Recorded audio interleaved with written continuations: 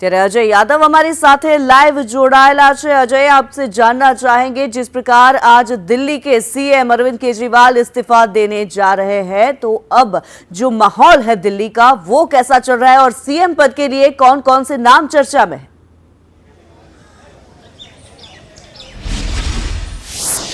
देखिए, दिल्ली की राजनीति के लिए आज काफी अहम दिन है। न सिर्फ मौजूदा मुख्यमंत्री जो कि अरविंद केजरीवाल हैं उनका इस्तीफा होना है, बल्कि नए मुख्यमंत्री के नाम का ऐलान भी होना है। उसी के लिए जो दिल्ली के सीएम आवास है वहां पर आम आदमी पार्टी के जितने भी विधायक हैं उनके पहुंचने का सिलसिला जारी है। मनीष सिसोदिया, सौरभ भारद्वाज, राघव चड्ढा सहित कई सारे विधायक जो हैं यहां पर पहुंच चुके हैं और थोड़ी देर में ये बैठक शुरू होगी। खास करके विधायक दल की बैठक बुलाई गई है जिसमें मुख्यमंत्री कौन होगा इसके नाम का ऐलान किया जाएगा। मुख्य रूप से अगर बात करें तो 4 नाम सबसे अधिक चर्चा में चल रहे हैं। उसमें आतिशी मरलीना जो कि आतिशी सिंह के नाम से जानी जाती है। मनीष सिसोदिया के जेल जाने के बाद शिक्षा मंत्री का पद उनके पास था। इसी तरह से संस्कृति और पर्यटन और सहित तमाम सारे जो मंत्रालय हैं उनके पास थे।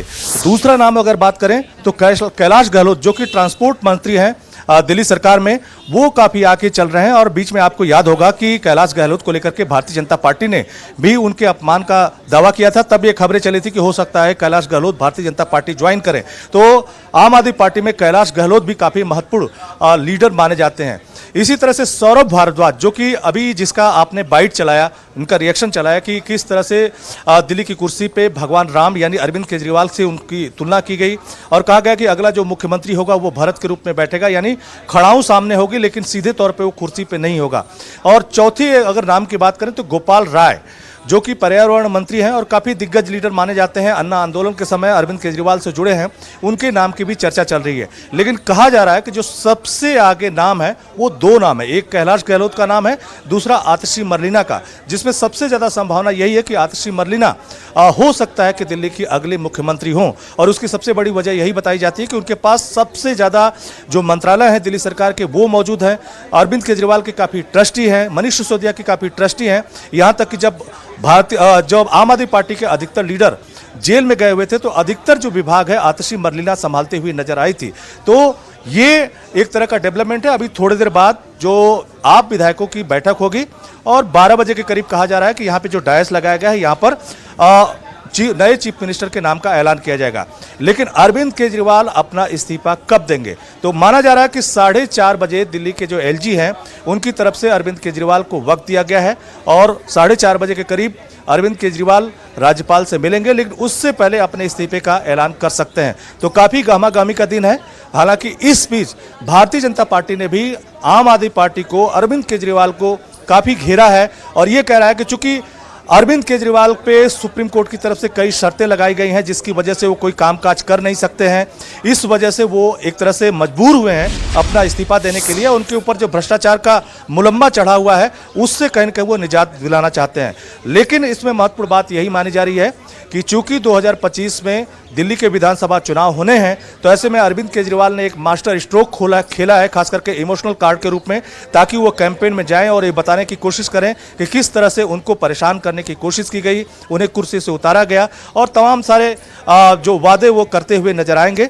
तो अरविंद केजरीवाल या आम आदमी पार्टी की कोशिश है कि जो महाराष्ट्र और झारखंड के विधानसभा चुनाव होने हैं, अगर उसी के साथ इलेक्शन कमीशन दिल्ली के भी विधानसभा चुनाव कराता है तो ऐसे में आम आदमी पार्टी जोर शोर से अभी से ही कैंपेन में जुट जाएगी। और अरविंद केजरीवाल की ये जो पूरी रणनीति है इसी लिहाज से भी देखी जा रही है। लेकिन अभी सारा फोकस जो आम आदमी पार्टी के विधायक दल की बैठक होनी है उसी पे है कि दिल्ली का नया मुख्यमंत्री कौन होने वाला है। बिल्कुल अजय, सवाल ये है दिल्ली का नया मुख्यमंत्री कौन होगा वो तो थोड़ी देर में पता चल ही जाएगा, लेकिन सियासी हलचल जो है, दिल्ली की जनता का क्या कहना है और जो विपक्षी नेता है उनका क्या कहना है, क्या प्रतिभाव सामने आ रहे हैं?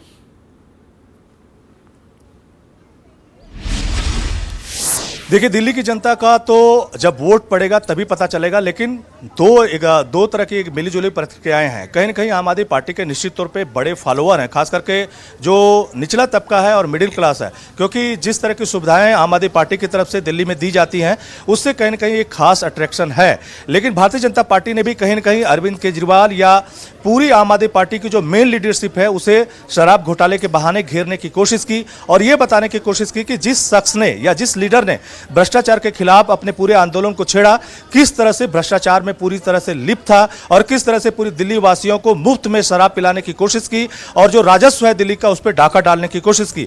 लगातार भारतीय जनता पार्टी की तरफ से प्रोटेस्ट भी किए गए और यह बताने की कोशिश की गई कि किस तरह से शराब घोटाले का जो मेन किंग पिन है वो अरविंद केजरीवाल ही है। तो एक तरफ जहां भारतीय जनता पार्टी जो आम आदमी पार्टी की मेन लीडरशिप है उसी की इमेज को डेंट करने की कोशिश कर रही है और दिल्ली की सरकार में एक बार फिर आने की जद्दोजहद कर रही है और लगातार धरना प्रदर्शन कर रही है। वहीं पर आम आदमी पार्टी भी कहीं ना कहीं विक्टिम कार्ड खेलती हुई नजर आ रही है। लेकिन क्या इस बार दिल्ली की जनता आम आदमी पार्टी को एक बार फिर अपना सीएम बनाएगी, ये निश्चित तौर पे देखने वाली बात होगी। तो अरविंद केजरीवाल की सारी कवायद इसी सब लिहाज से देखी जा रही है। जी धन्यवाद अजय इस जानकारी के लिए।